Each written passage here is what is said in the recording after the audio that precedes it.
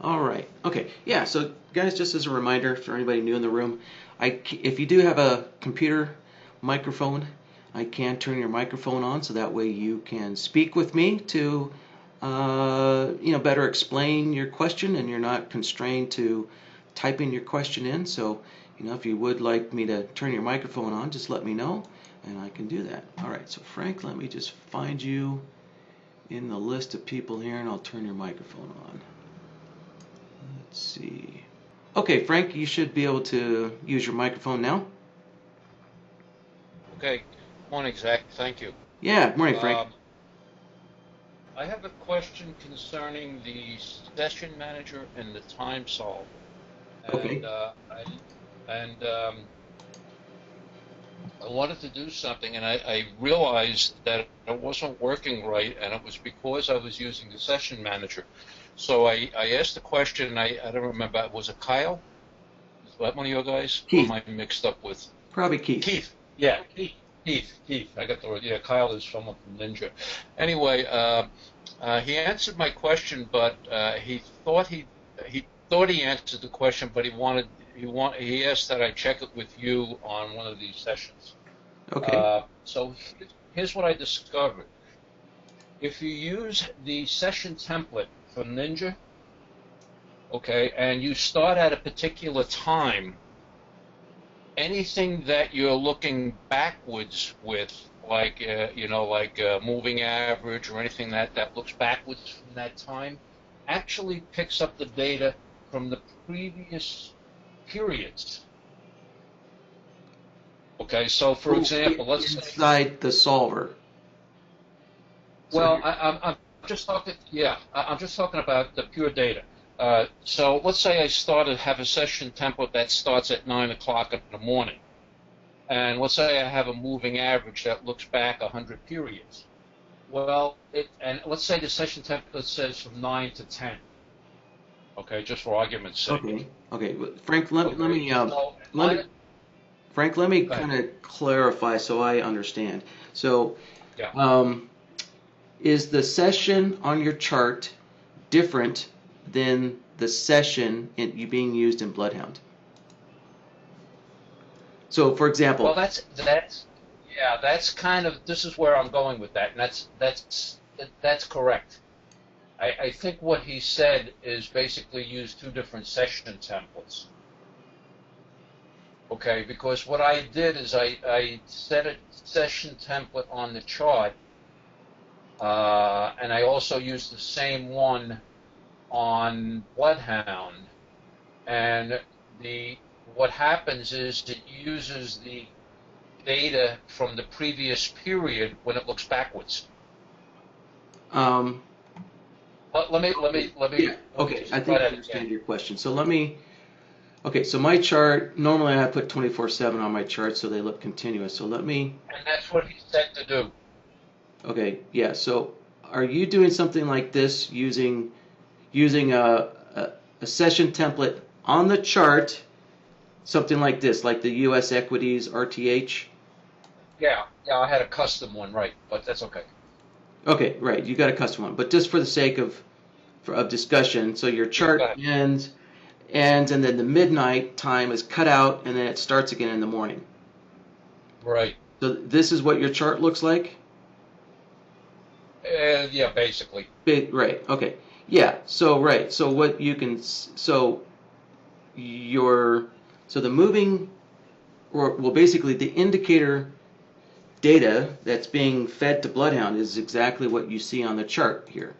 So, right, so as we get this abrupt change from yesterday to this morning, we can see that the indicator Uh-huh. suddenly makes that little V shape, right? So, yeah, so when you look backwards onto the moving average, this is the data that NinjaTrader will give to Bloodhound when Bloodhound looks at your moving average. Right. Correct. Yeah. So in order to get that to work correctly, in other words, I don't want to look at previous periods data in computing anything.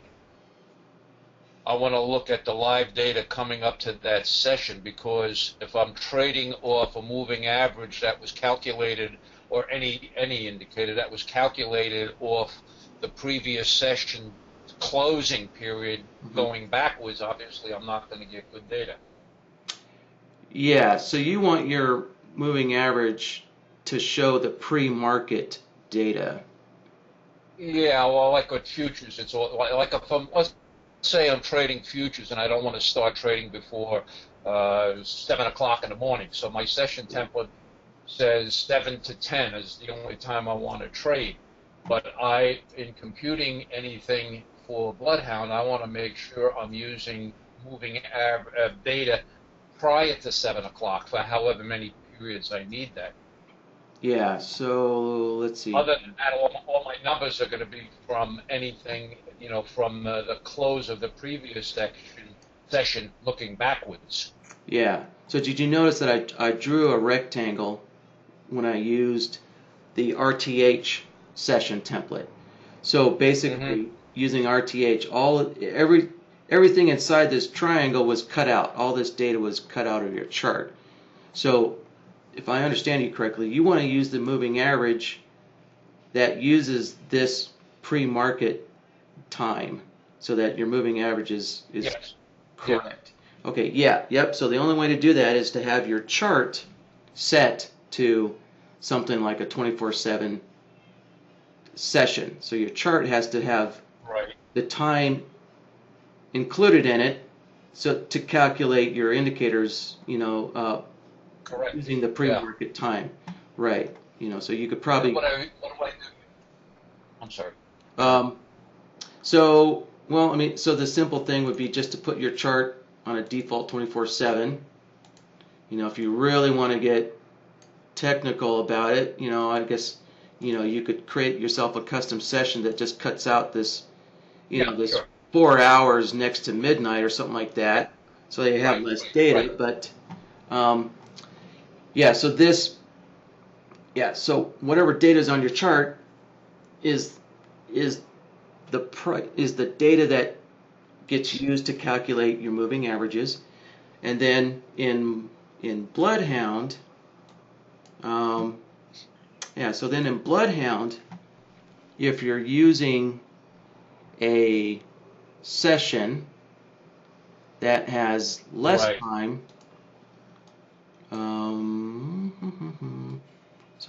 let's just use the U.S. equity RTH, so it starts at 9:30 to 4. Yeah, so then, actually, you can see. So you see you can see the signals here on the chart. So this is telling you that time when that time solver is active. So the time that the buy and sell signals that you see on the chart, the BloodHound output, is the session, the time session solver. So you can see the time session solver here. Oh, let me put a little line here. Yeah, so the time session solver starts right there, but your indicators are still being calculated on pre-market data. Gotcha. Okay, so if I wanted to do both, what I would have to do is have two session templates. So let's say I wanted to trade from 7 o'clock till 9 o'clock, just for argument's sake. So the BloodHound template would say from 7 to 9. Yes. And then my Ninja template, worst case, would have to be some number of the longest period that my indicator is using in BloodHound. Let's say I was using a 100-day moving average looking back. So my worst case scenario is that I'd have another session template for Ninja using 7 o'clock minus the 100 periods, or anything that incorporates 100 periods, whatever that is. Yes. Yep. Exactly right. The session. Okay. Yep. You got it. Right. The session on the chart has to go back far enough to calculate your indicators correctly. Yes. Yep. I think. Yeah. So in no way you should use the same session chart both on Ninja and BloodHound, because you'll be getting bad data. Right. Yeah. Yeah. I guess. Right. Yeah. So so we can to give a visual example of this kind of extreme. So I do have. I do have. So there we go. So I've got a custom session here that says first 2 hours. So it's from 7:30 to 9:30. Right. And so we can see. So here's that time period on the chart marked by BloodHound. Uh-huh. So now, of course, if I change my chart session to that, Mhm. obviously, Gotcha. we can see that it's just really gonna mess things up. Um, obviously my chart only has a couple of hours of data on it. So yes, Yeah. so I guess the answer is that your chart session template can be totally different than what you're using in BloodHound. So Okay. I would say just typically to be safe, put your chart on a 24/7. Right. Yep, and Okay. then the yeah, so that that's what the session, or I'm sorry, that's what the time session solvers were designed for, is so that you could take a 24/7 chart and then isolate your trading to whatever a couple Certain hours hours. that you want to. So All right. So that's a Raven only thing then. no, That's it's Bloodhound. that's Raven doing. No, this is Bloodhound doing this.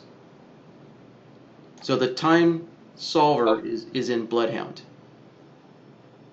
oh, okay. So Raven does. Well, he said something about Raven is the one that's using that. And that's what got me a little bit confused. No, Raven doesn't have time restrictions in it. So your time restrictions has to be built into your Bloodhound logic. Bloodhound. Yeah, it has to be Okay. built into your Bloodhound logic. So, like if I want to just do something real simple here, let me throw this in here, and we'll make a simple inflection signal. So let's just put this to price. All right, so we can see that anytime the price bars reverse direction, we're getting a buy and sell signal, right? Just some simple, dummy Yep. sell signals. And Mhm. so when we use an AND node, so basically this is like your entry logic here, represents all of your complete entry signals, and then you'll need an AND node and then a time solver, and you basically put your time solver at the very end, at the very last AND node in your whole logic. Put that in there, actually. That's okay. So there's the AND node so this is without the time solver. So as soon as we connect the time solver in, we can see all the signals disappear except during those 2 hours of my session. Mhm. So yeah, and that way, Yeah. Say, and so my moving averages, we can see that my moving averages are being calculated, correctly based on pre-market data, correct. and they're not being Yeah. skewed. So, Okay. all We're good. right. Thank you. Yeah, all right. Thank you, Frank. You're welcome. Peter is asking, what are the indicators authorized with BloodHound Ultimate? Is it only 2 indicators? Um, so to answer this question for Peter, that their indicators are not authorized with BloodHound. So BloodHound will use any indicator that will work with it, basically. So I'm wondering if you're confusing indicators with computers. So, um, so when you purchase BloodHound, you get 2 activations, right? Obviously, you want 1 activation for your main trading computer. The second activation is only intended for a backup computer. In case your main computer crashes, as a trader, you always want a backup computer, and so that's why I think we're pretty much the only people in the industry that give you 2 activations, so that way you can have BloodHound running on your backup computer, as an emergency. Or some people have kind of like a VPS that they use for testing ideas and stuff, so you could activate your second computer or activate your second BloodHound license on a VPS or something like that. But there are no restrictions or authorizations needed for indicators to be used inside of BloodHound. All right, so Rodney's got a good question here. So he wants to create a filter here, I guess what I would call a filter. So Rodney wants to block trade signals when the closing price is within 10 ticks of the SMA. Oh, I'm sorry. When the closing price is 10 ticks away from the SMA. So in other words, I guess, so Rodney, you only want to see trade signals when price is close to the SMA. And when price gets too far away from the SMA, you want to block those trade signals. Okay, all right, thanks, Rodney. All right, you bet. That ought to be a pretty simple one here. So, let's see, I have, all right, we'll use the EMA that I have on my chart here. So I got an EMA 55 already on the chart.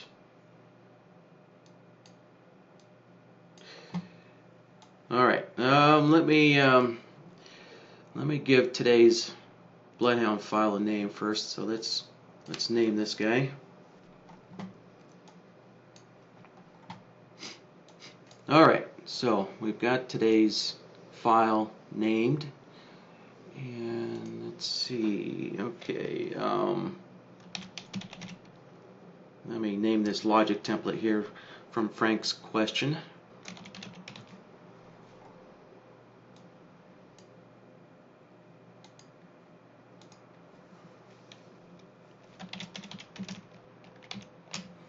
All right, well, maybe I'll come up with a shorter name later on, but there's something to start with.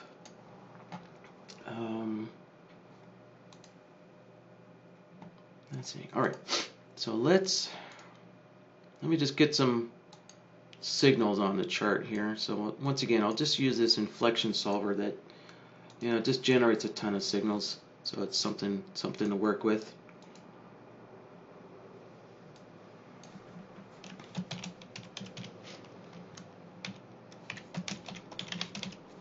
All right, so this is our test signal solver here, and let's see. All right, so we need price to be in order to get a signal, we need price to be within 10 ticks of our moving average. So okay, we're going to use a comparison solver.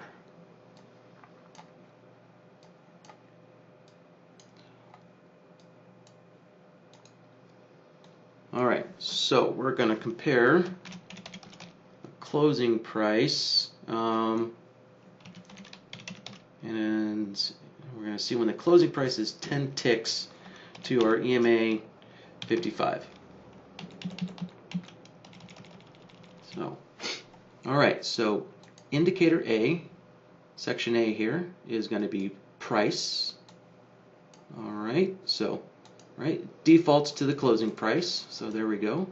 So of course, if you wanted to substitute the high and low of the bar, you could do that too. Right, you can put whatever price in here that you want. All right, and then down in indicator B, let's change this to our moving average. So you could use an SMA if you want, obviously, but I just happen to have an EMA on my chart, so we'll use the EMA 55. Okay, so we've got our price and our moving average set in here. So the next step is to set our distances, right? So we want 10 ticks.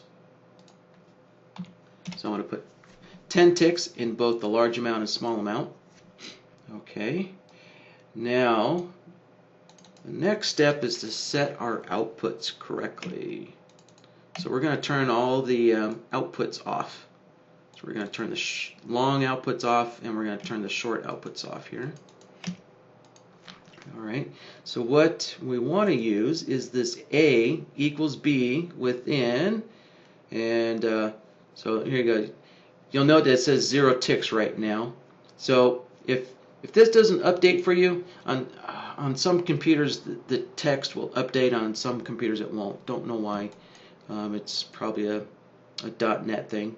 But what you can do is click on another solver and then click back, and then now we can see here the text has updated. It says A equals B within 10 ticks. And so that's what we want. That's what we want to turn on for our outputs here. So I'm going to set a 1 there. Go down to the short output, set a 1 there. And there we go. So now when we look at the chart, what we see is we have all the bars marked where the closing price of the bar is within 10 ticks of our moving average. So we can clearly see that when price is far away from our moving average, there's no output from that solver. So basically this solver is our filter, and we just need an AND node now. So we got our signals here. Connect that into our AND node. Alright, so there's all of our signals. And so now to get rid of the ones that we don't want, we'll connect this comparison solver in. And there we go. So you can see that filtered them all out. Alright, Rodney, so pretty simple fix there for you. So I'll leave that up so you can get a copy of that or a screenshot of that. Rodney's got a follow-up question here. So Rodney's asking, would that be the same if you wanted to exit? So you wanted to exit with 15 to 20 ticks from the SMA. So let's see. I think so. Yeah, let's just do a little experiment. So, well, actually, well, you have a different distance, right? So this is set to 10 ticks, and you've got it 10 to 15 ticks away. So, let's do this. So we're going to make a copy of this solver. So I'm going to make a copy of this. And I'll set this to 20 ticks. So I'll set my distances to 20 ticks there. And let me also change the name of this solver here. I'll just put exit in front of the name, so we know what this guy's used for our exit. All right, and let's see. Let's create a new logic template here. So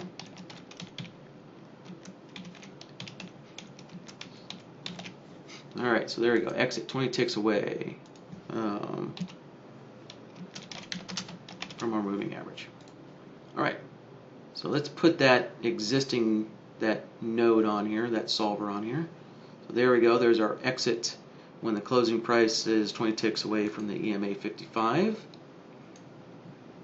And let's see. So this solver is still set up to tell us when price is within 20 ticks of the moving average, and we actually want to reverse everything. So I'm going to turn off all the outputs, turn everything off, and let's see. I think this is what we want to do. Is we want to turn the outermost outputs on here. So yeah, there we go. So essentially setting the outputs here to the outside settings here essentially created kind of like a reverse output. So there we go. So yeah, so now we can see whenever price is really far away, now we're getting a long and a short. So this long and short output will make sure that it exits any position. So, right, so this long and short output will close out both a long trade or a short trade. You know, whatever you have on, a long and short will exit both positions, or it'll exit any position, I should say. So, yeah, and of course, just to example, we can see that whenever price is really close to our moving average, there's no signal there. So, all right, so there we go. Let me keep this on here for you.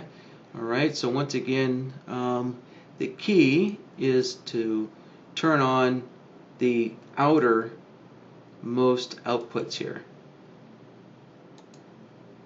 So essentially that was kind of like doing the opposite of using the inner setting here of A equals B. So there we go. Let me cover Thomas's question. All right, so let me kind of recap what the question is from Thomas.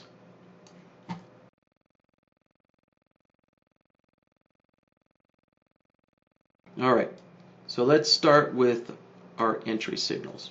All right, so Thomas has a system, right, that's generating entry signals. So if we look on the chart here, we can see, you know, I just kind of, you know, once again created some test entry signals. So there we go. These are just some test entry signals, right, and some test exit signals.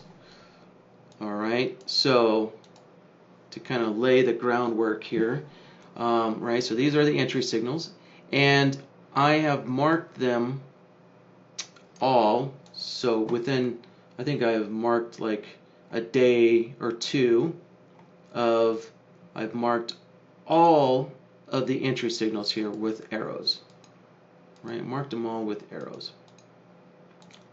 And then Thomas's system also has exit signals as well. And so I've created some random signals to use as an exit. And so the exit signals I've marked with the green dot or the red diamond, right, to tell me whether it's a short exit or a long exit. All right, so just as a reminder, so as an exit signal, so these green signals will exit a short trade, right? So in other words, so the green dots exit short trades. So let's focus in on a visual here. All right, so here we go. So we've got a short trade. There we go. So remember, so we've got two entry signals here, and then right afterwards we have an exit signal. So these green exit signals will exit that short entry signal. It will exit this short trade. All right. So over here, these short entry signals, and then we have exit signals, but those are long exit signals. So the red diamonds will not close out a short trade. So the red diamonds will exit a long trade.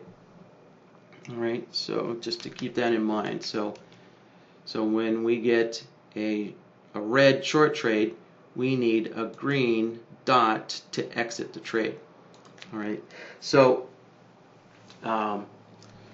So I've got, just a bunch of random exit signals mixed in with a bunch of random entry signals.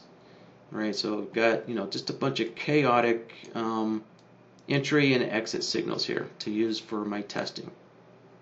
And so the key to Thomas's question, the core of Thomas's question is, so he gets he gets an entry signal. So let's say we go short, and then he gets a exit signal here, right? So obviously only the first exit signal is going to do anything. So once this exit signal happens, right, then Raven's going to be flat, and so these other exit signals are going to do nothing because the position is flat, right? There's no trade on, so there's nothing to exit. So these other exit positions will not do anything. But what Thomas wants to happen is that when this exit occurs, he wants to block any entry signal for the next 15 bars, let's say, for the next so many bars. So the system I built will block for 15 bars. So let me just count them here.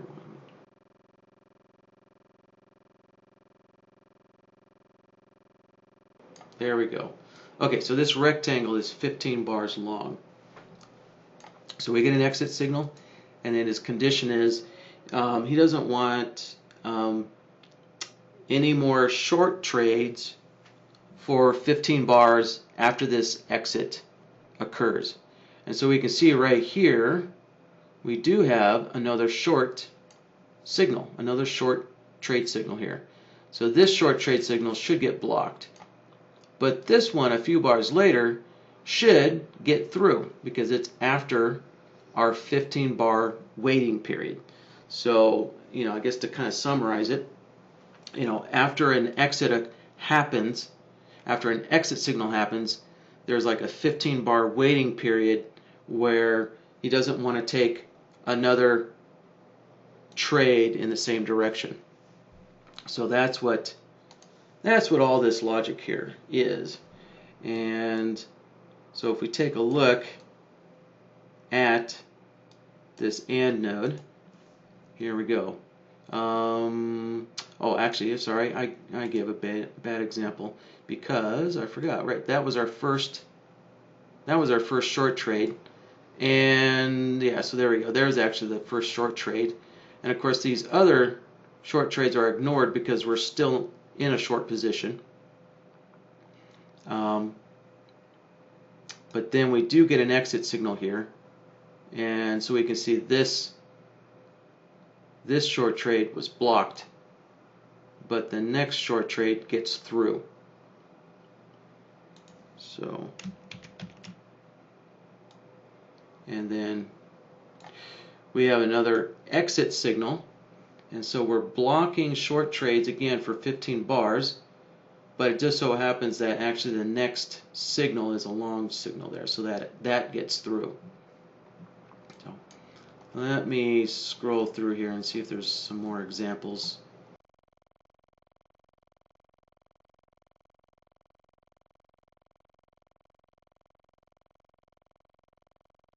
Yeah, here we go. I think I found another example.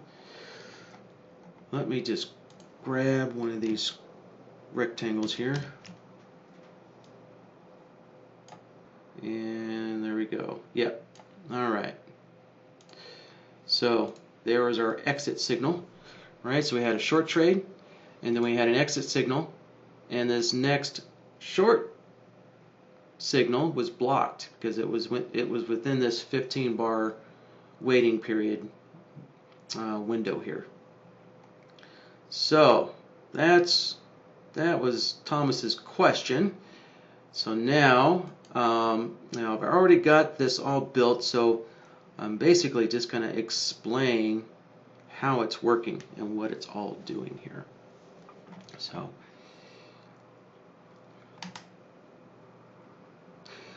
Alright, so let's kind of start with this group of nodes here.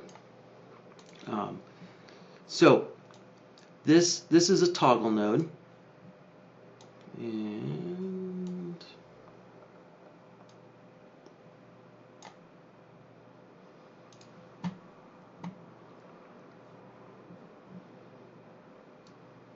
alright, just a moment while I try and get things organized here. Okay, so this is a toggle node. So this toggle node, right, so we have the entry signals connected into this toggle node. And all this toggle node is doing is it's telling us what was the last entry signal. What was the state of the last entry signal? So let me grab an arrow. Where's the arrows? There we go.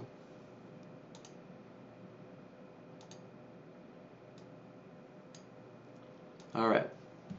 So we can see we have some short signals that happened, and I've actually got the toggle node set up to tell us to hold on to the opposite side of the entry signal, right? So we can see that these were short signals, but the toggle node turned green, so it's holding on to a long state, right? And I'll explain why in just a moment here. So we have this toggle node going into this AND node here, right? So let's take a look at just our exit signals, right? So we have a whole bunch of exit signals here. So we can see we have a red exit signal, and we have a couple of green ones here. So the reason why this toggle node is backwards, right? It's kind of reverse.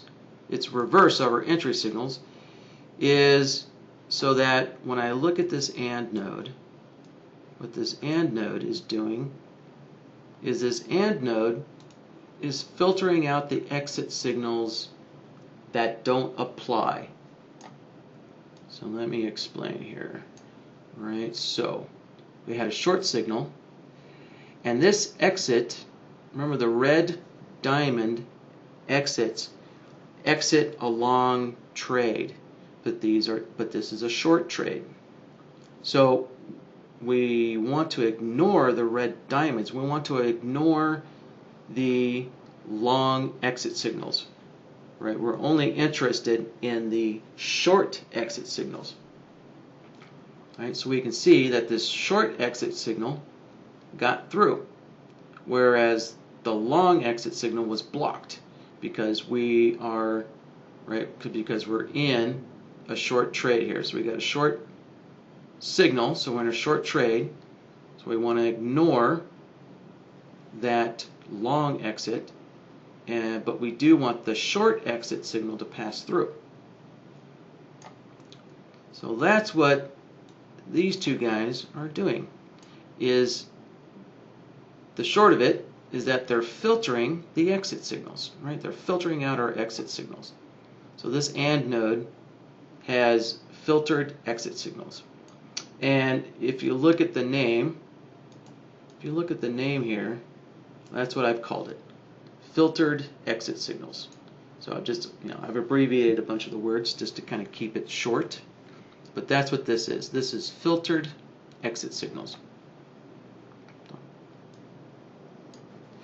All right, so we take the next step is we want to take our filtered exit signals and now we want to extend, basically we want to extend this exit signal out for 15 bars, right? We want to create a new state is what we're doing. So we're creating a new state that says, hey, we got a valid exit signal, and so we want to hold on to that exit signal for 15 bars, and so we can use that state to then block the entry signals.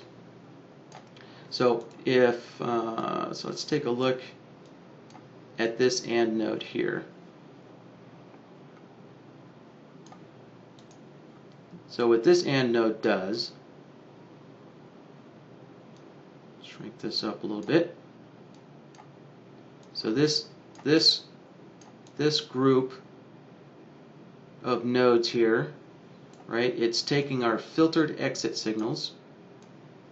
We're putting into another group of nodes, and what it's doing is it's generating a signal on the 15th bar here. So you see right at the edge of our triangle, right? This is the 15th bar. So after this 15th bar, it's okay to take another short trade. So essentially what this is this is like a reset function. So this is counting for 15 bars, and then it's generating a reset signal after 15 bars. Let's kind of look further down the chart here. Here we go.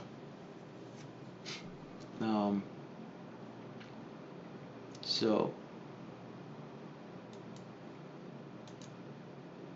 we can see we've got a reset signal right at the end of that white triangle. So remember, the white triangles represent the 15 bars of blocking the next signal.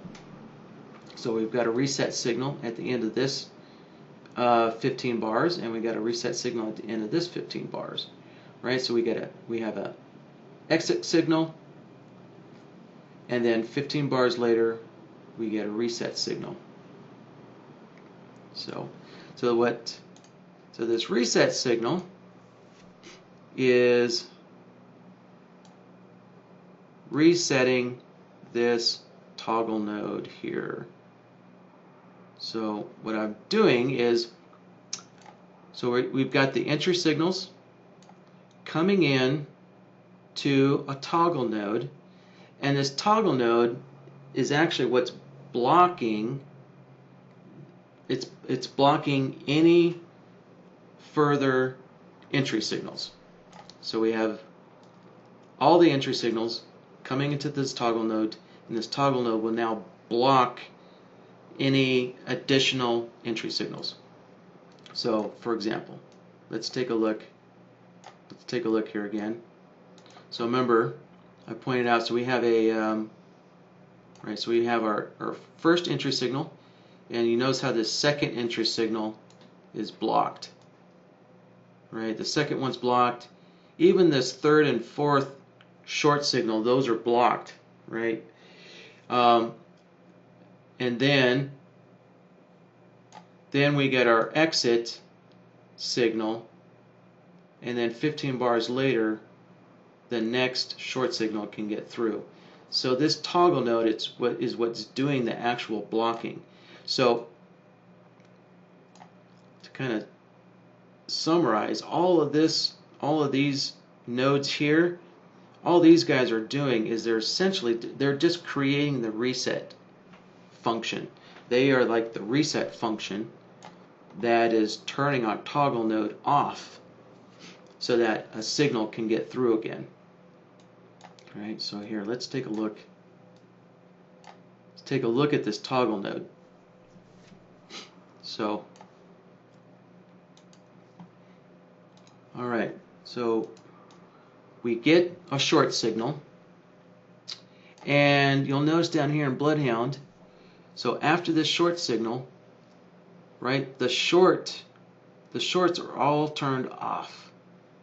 Right, so when there's no short output, so when this toggle node doesn't have a short output, what that means is that these short signals can't get through because there's no short output from the toggle node, and that's because we're using an AND node.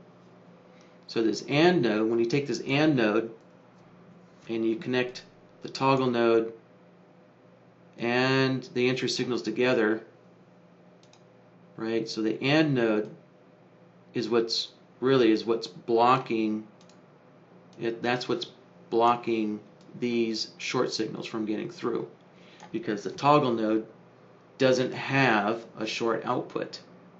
So that's what's key here, is that the short output is missing. So when the short output's missing, that means short signals cannot get through this AND node. Right? So let's take a look. So remember, at the 15 bars later, so after we get an exit signal, remember 15 bars later we had that reset signal. So remember, let's take a look at this guy down here. So this guy, this AND node, remember it contains our reset signals. So the reset signals are at the end of the white rectangles. And so looking at the toggle node again, you notice how the short output turns back on. Right? The short output turned back on. So, and then the following short signal was able to get through. So that essentially is how all this is working. So, right, just simply a toggle node is what's being used to block the entry signals until we get an exit signal. And really what we're looking for is the reset 15 bars later after the exit signal. That turns our toggle node back on to allow the entry signals back through. Let's look back here.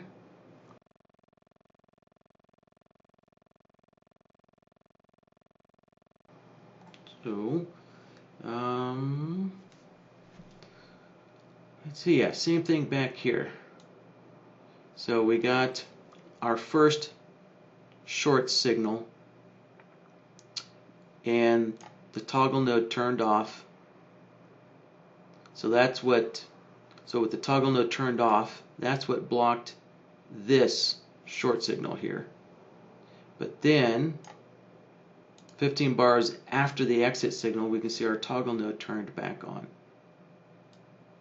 However, there weren't any more short signals, but if there was another short signal, that would get through.